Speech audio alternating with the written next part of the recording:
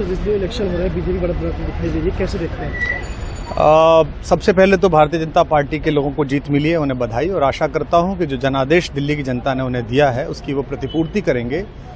और वे सब आम आदमी पार्टी के लाखों करोड़ों कार्यकर्ता जो अन्ना आंदोलन से आए, जिनके बहुत ही निश्चल, निष्पाप और बड़े भारत की राजनीति को बदलने के सपने की हत्या एक निर्लज्ज, नीच, मित्रहंता, आत्ममुग्ध और चरित्रहीन व्यक्ति ने की, उसके प्रति तो क्या संवेदना। दिल्ली को उससे मुक्ति मिली। और मैं ये जानता हूं कि अब जो आम आदमी पार्टी में लोग बच गए थे सत्ता के लोभ में, लालच में, पदों के लिए, उस पैसे के चक्कर में, वे सब भी अब वापस जाएंगे, लौटेंगे, कुछ अपने व्यवसायों में लौटेंगे, कुछ पार्टियों में चले जाएंगे। और पतन यहाँ से प्रारंभ हुआ है उन लोगों का।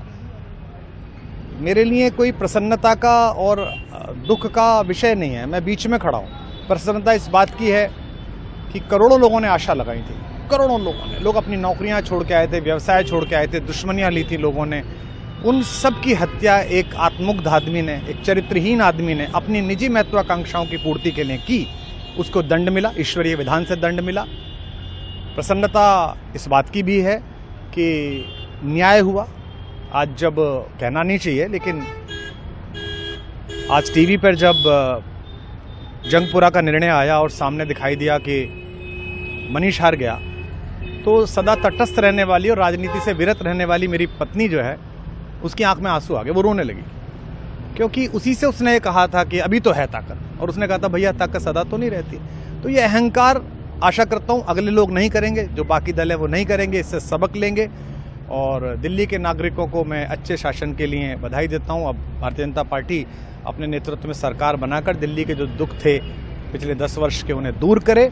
और आम आदमी पार्टी के समस्त कार्यकर्ताओं को कहता हूं कि आपने जिस किसी भी लोभ लालच में, सब कुछ जानते हुए एक ऐसे व्यक्ति के समर्थन में काम किया जिसने अपने मित्रों की पीठ में झुरा घोंपा, गुरु को धोखा दिया, अपने साथ कंधे से कंधा मिला के लड़ने वाली महिलाओं को अपने घर लाके पिटवाया, अपनी निजी सुख और साधन के लिए जनता का पैसा खर्च किया, अब उससे आशा लगानी छोड़ें, अब बाहर निकलें, अपना अपना जीवन देखें। मुझे राघवेंद्र सरकार राम की कृपा मिली, जिनका ये घर है, जिनकी कृपा से मैं यहाँ खड़ा हूँ। मुझ पर कृष्ण कृपा हुई कि मैं इस निर्लज्ज सर्कस से बाहर आ सका। मैं उन सब से भी अच्छे भविष्य की कामना करता हूँ कि वो कोई गंदगी ना फैलाएं कहीं भी, वो लौट जाएं अपने शिविरों में।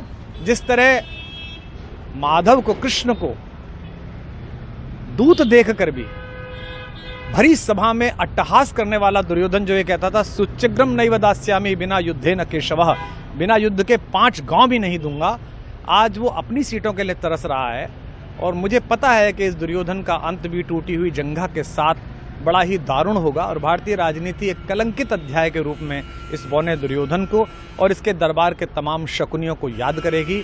मैं उनकी मुक्ति की कामना करता हूं कि ईश्वर उन्हें इस दुख से बाहर निकाले, और समस्त लोगों को बधाई देता हूं कि चलिए अंततः न्याय हुआ। सर, बात करें दिल्ली के चुनाव या यूपी के उपचुनाव मिर्जापुर को लेकर, चुनाव आयोग पर तमाम तरह के आरोप लगाए जा रहे हैं। अखिलेश यादव ने कल कहा कि वहाँ उपचुनाव में मिलकर, ये राजनीतिक विषय है, इस पर मैं राजनीतिक कार्यकर्ता नहीं हूँ, तो इस पर मेरी टिप्पणी शोभनीय नहीं है। वो आपस में सब जाने। लेकिन दिल्ली के चुनावों को लेकर एक मिश्रित प्रतिक्रिया है। दुख है कि अन्ना आंदोलन से एक ऊर्जा जो पैदा हुई थी, जिससे देश में एक सकारात्मक बदलाव हो सकता था, एक वैकल्पिक राजनीति हो सकती थी, उसकी हत्या एक अहंकारी आदमी ने, एक आत्ममुग्ध और असुरक्षित आदमी ने कर दी। मैं आशा करता हूं कभी ना कभी भारत में ऐसा सूर्योदय किसी न किसी दल में अवश्य होगा, जो भारत को जहां पहुंचना है वहां पहुंचाने का मार्ग प्रशस्त करेगा। बहुत धन्यवाद।